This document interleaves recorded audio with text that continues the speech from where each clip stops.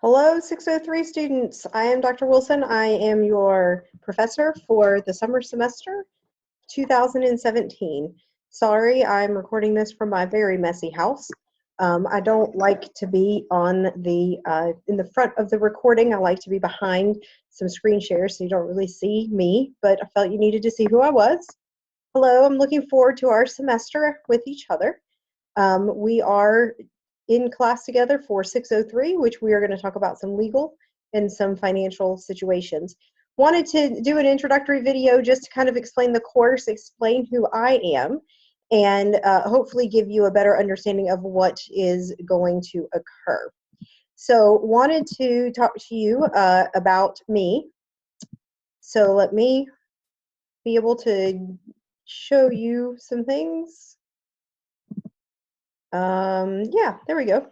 So just a little bit of information about me. I grew up in the state of Ohio. I had a father who was military and a mother who was a teacher. My father flew airplanes for the Air Force for 31 years. I taught middle school in Ohio for 2 years and then taught in North Carolina for 3 years. So a total of 5 years is what I taught. I was an assistant principal in a high school for 6 years, actually the current high school where I am working. Then I was sent to be a principal at a middle school for 8 years. It was an at-risk middle school. We were Title I. We were 80% free and reduced lunch, and we were in the town of Bessemer City, North Carolina. If you live in the Charlotte area, you probably have heard of Bessemer City and know what I am talking about. I spent 8 fantastic years there, really had a great time there.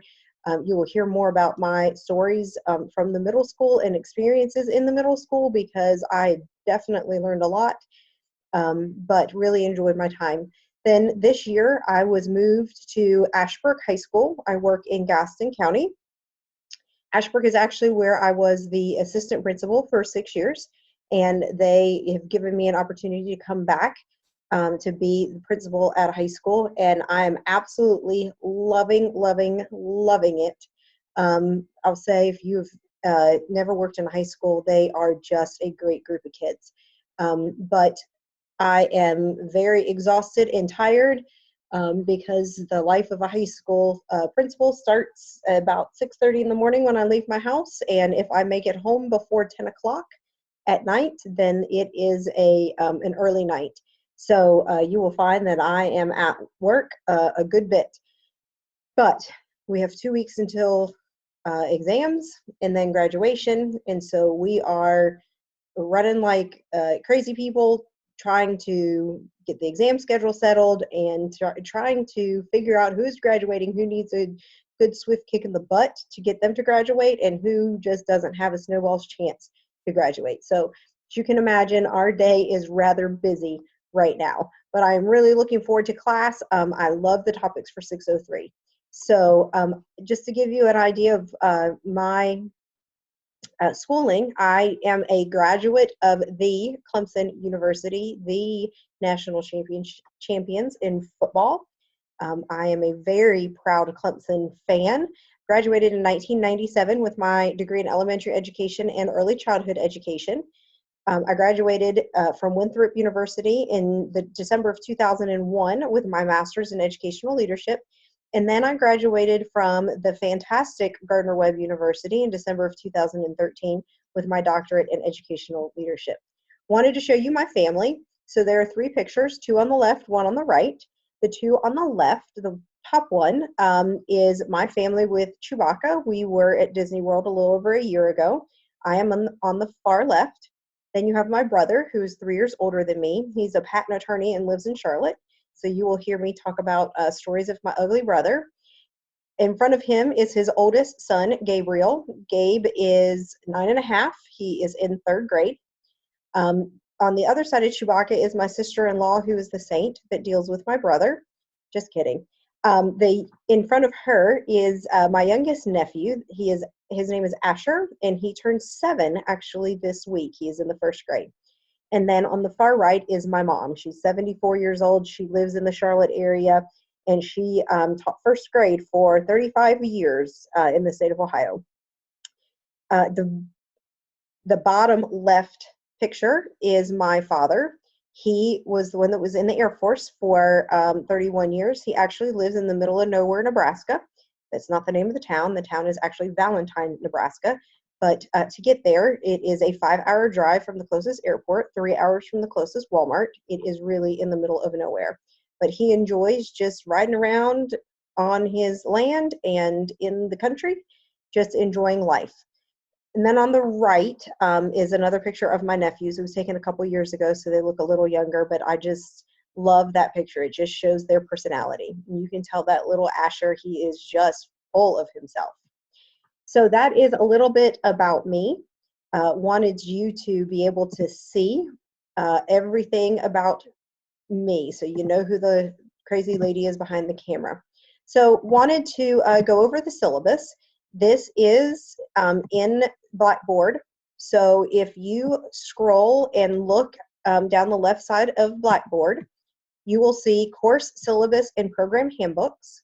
The syllabus is listed there. It is 25 pages, but I wanted to make sure that you had everything that was necessary. The new MELS candidate handbook is listed, and received several emails today regarding Zoom groups.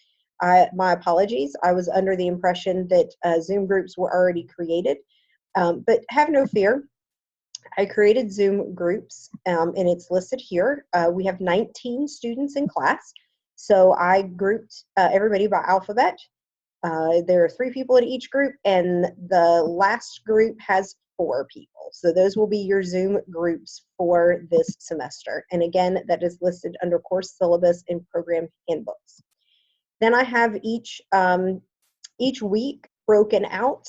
This is a 10-week course, so it is a rather fast course. We have a lot we need to cover in 10 weeks.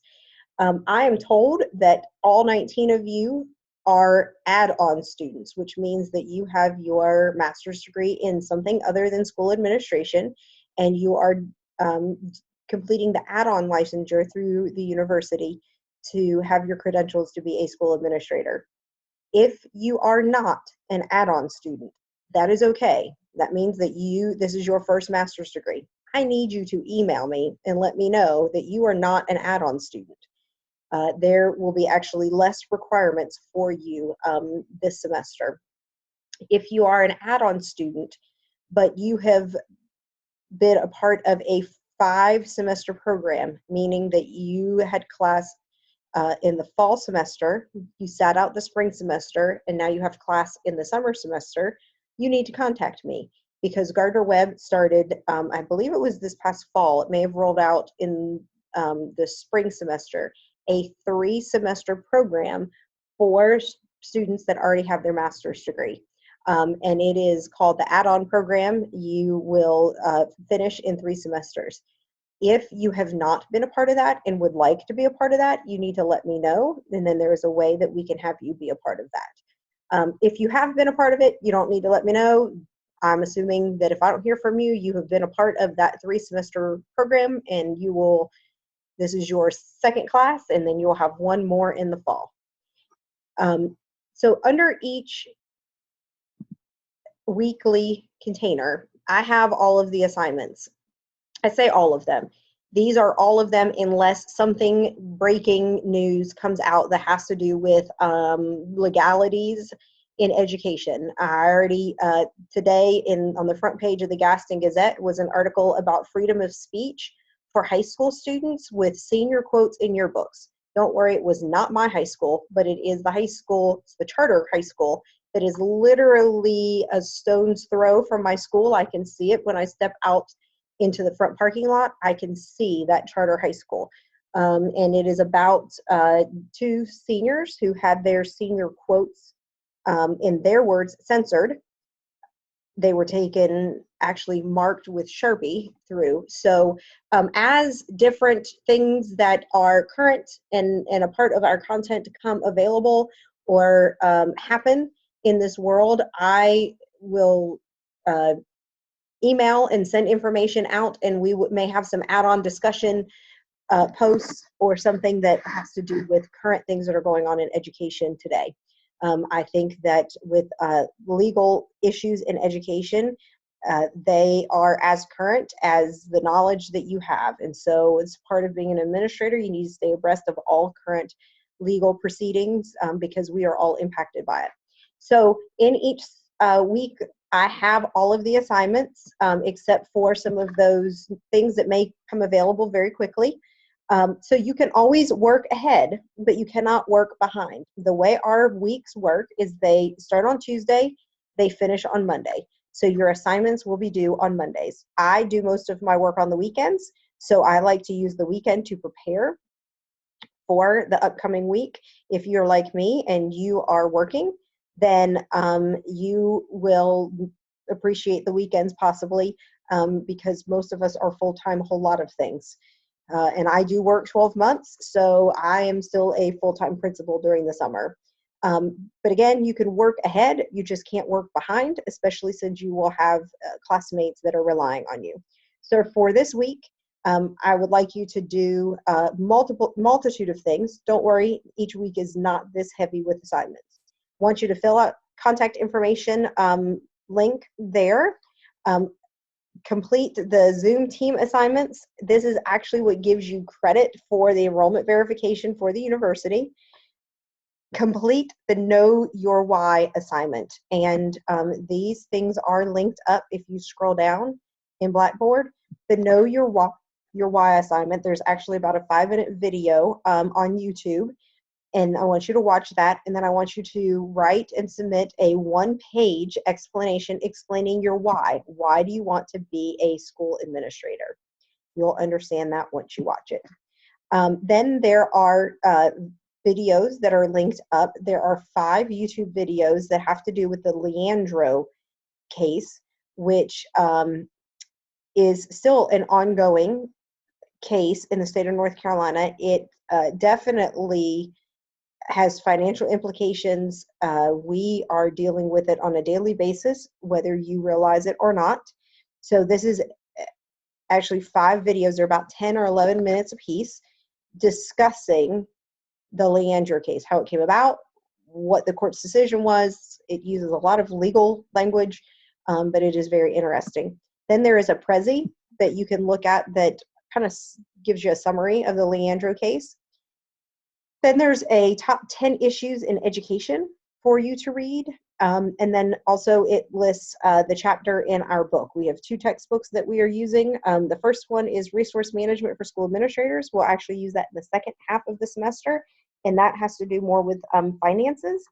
Then the one that we will be using throughout the semester is called The Principal's Guide to School Law.